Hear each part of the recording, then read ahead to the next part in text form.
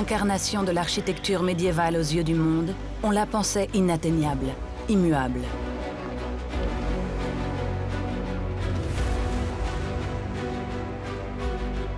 L'un des événements les plus horribles dont j'ai été le témoin, c'est la flèche qui s'effondre en flammes sur la nef.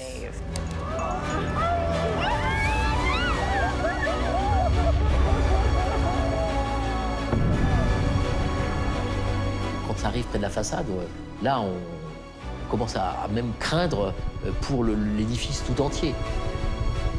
Ce patrimoine appartenant à l'humanité était touché en plein cœur.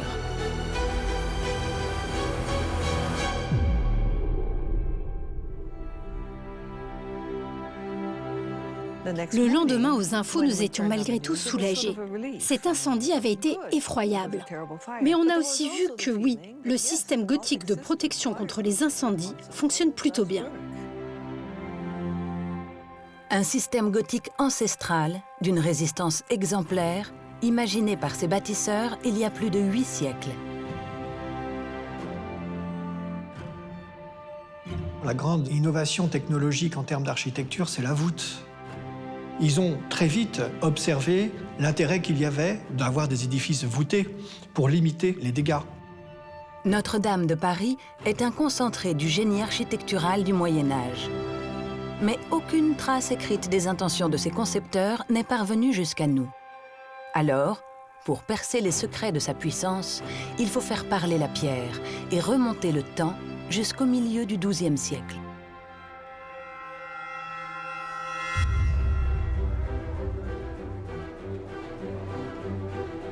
« 1160. Paris est alors une ville bouillonnante de 25 000 habitants. En plein essor, elle n'a pas encore sa cathédrale. On construit pourtant déjà à Laon, Noyon ou Sens de formidables structures gothiques. Tout d'un coup, on assiste à cette explosion dans la construction des grandes cathédrales. Ce qui veut dire que les villes ne sont pas seulement en train de s'enrichir, mais que les évêques veulent des cathédrales qui soient d'une certaine manière représentatives du nouveau statut de leur ville. Comme ses pairs, l'ambitieux évêque de Paris, Maurice de Sully, veut sa cathédrale. D'autant plus qu'il en a les moyens. L'évêque possède énormément de terres et puis une partie de la capitale. Donc c'est un grand seigneur qui bénéficie de revenus immenses. Des revenus immenses et un terrain sacré en plein cœur de Paris, sur l'île de la Cité. Il s'y trouvait probablement déjà plusieurs églises. La principale était dédiée à Saint-Étienne.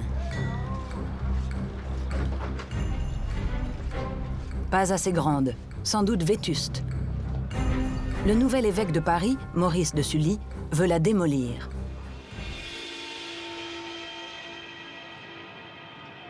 Son désir, construire une cathédrale digne de la basilique Saint-Denis, à 10 km au nord de Paris. C'est l'église tombeau des rois de France.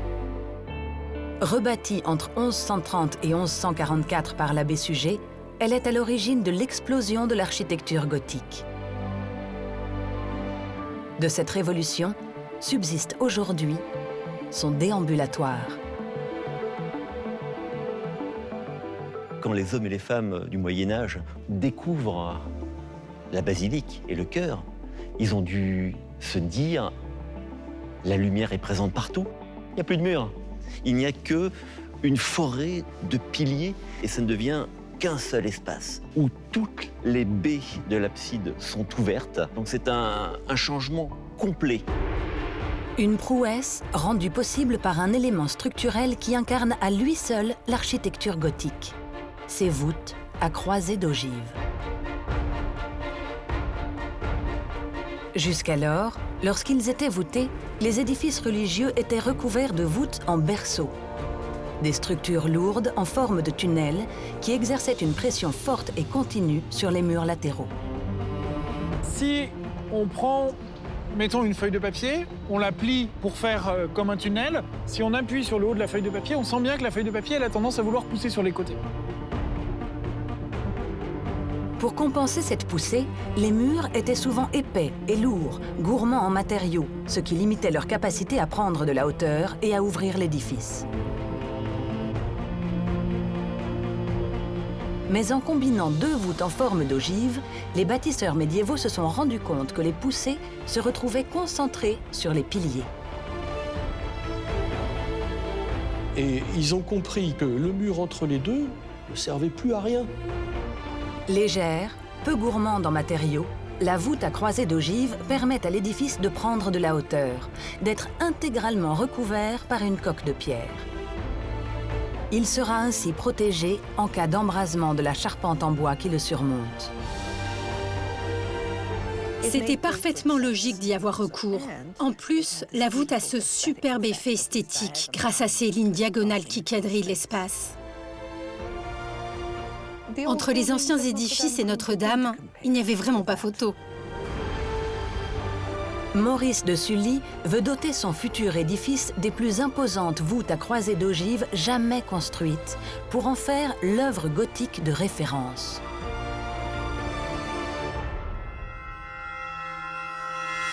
Mais pour cela, il va devoir trouver un architecte d'exception. Au XIIe siècle, les architectes sont souvent des maçons de formation. On les appelle les maîtres d'œuvre. Nous ne connaissons pas les noms des maîtres maçons qui travaillent pour Sully. Mais ces hommes étaient incroyablement savants dans leur maniement de la géométrie et de l'ingénierie. On doit avoir quelqu'un qui puisse inventer des rythmes, des proportions uniquement à partir de schémas géométriques. On ignore qui fut le premier maître d'œuvre de Notre-Dame. Mais Maurice de Sully a probablement choisi l'un des plus ambitieux et audacieux de son temps. On peut imaginer ce qu'ils se disent. Nous voulons un bâtiment qui soit moderne, vraiment dernier cri. Nous voulons qu'il domine la ville et affirme la puissance de la cathédrale. Que nous proposez-vous, maître maçon?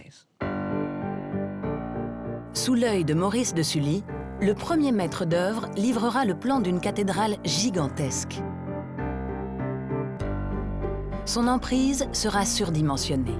Notre-Dame sera la plus vaste église d'Île-de-France. Elle totalisera 48 mètres de large et 127 mètres de long. En France, seule l'abbatiale de Cluny est alors plus grande. Dès le départ, la question de l'échelle est primordiale. Notre-Dame est immense. Elle est immense pour son époque. Je crois qu'il est pertinent de comparer la cathédrale à une sorte de grand stade, parce que de nombreux rituels importants y avaient lieu, et un édifice trop petit aurait été risqué pour la sécurité. À cette emprise au sol exceptionnelle répondra une hauteur proportionnée. 35 mètres sous voûte, déterminés par la largeur intérieure de l'édifice pour former un triangle équilatéral. La cathédrale de Maurice de Sully sera ainsi le plus haut édifice voûté d'Occident. Pour l'Occident, faire monter une voûte, ça c'est important, à 35 mètres, là c'est un record absolu. On dépasse presque les contingences humaines. On est dans une œuvre qui est presque une création de Dieu, puisque techniquement c'est quelque chose qui paraît incroyable. Le maître d'œuvre choisit des voûtes à croisée d'ogive dites sexpartites, composées de 3 arcs et de 6 voûtins, et par conséquent plus denses. Peut-être pour limiter le risque d'effondrement.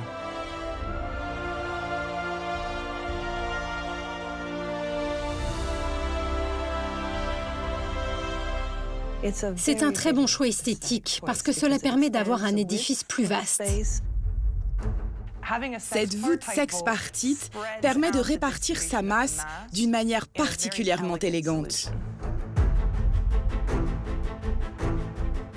La prouesse de Notre-Dame, ce sera la conjugaison de ces voûtes monumentales avec des murs d'une finesse remarquable, dont l'épaisseur ne dépassera pas celle des murs d'un immeuble haussmannien.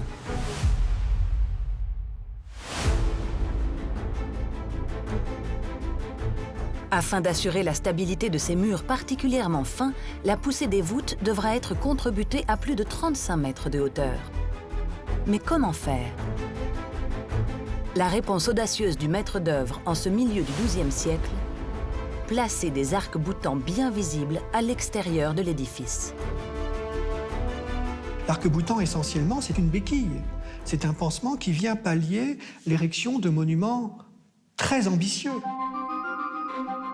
L'innovation à Notre-Dame de Paris, c'est bien d'accepter d'emblée le choix de l'arc-boutant parce que le gigantisme du monument, tel qu'il est pensé, l'impose.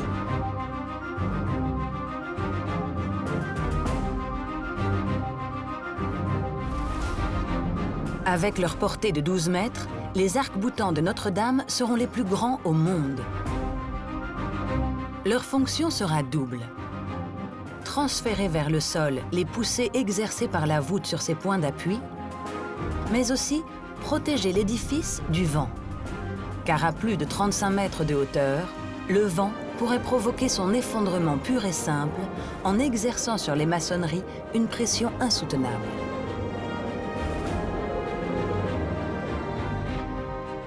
Si les arcs-boutants n'étaient plus là, Notre-Dame tiendrait toujours debout, mais pas dans le cas d'une forte tempête. Édifiés à l'origine pour ces raisons techniques, les arcs-boutants de Notre-Dame seront aussi une formidable sculpture. Sa signature arachnéenne à nulle autre pareille.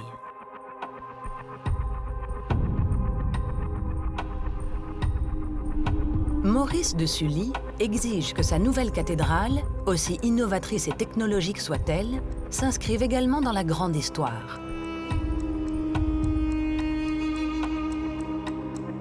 La réponse du maître d'œuvre passera par la décoration de Notre-Dame. À l'image des imposantes colonnes d'inspiration antique, du chœur et de la nef.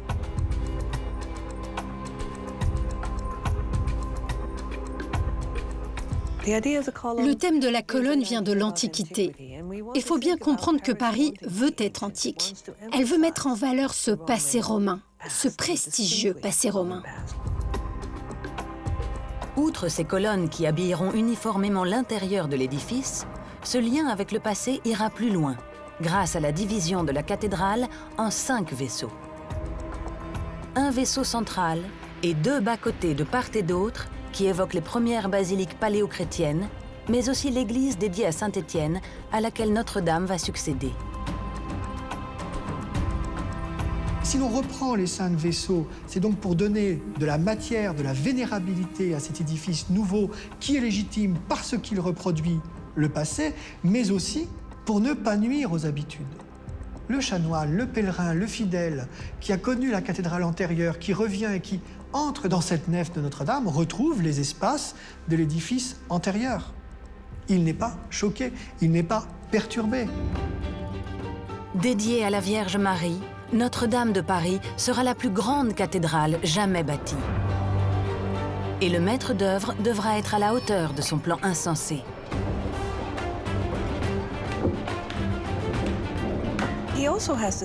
Il doit aussi se dire « Mais comment vais-je faire pour la construire sur ce bout de terre étroit qu'est l'île de la Cité ?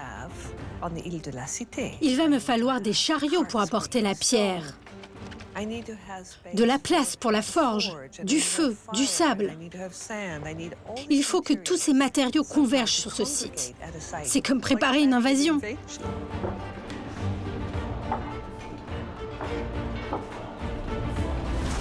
En 1160, c'est un chantier de plus de 860 ans qui s'apprête à commencer.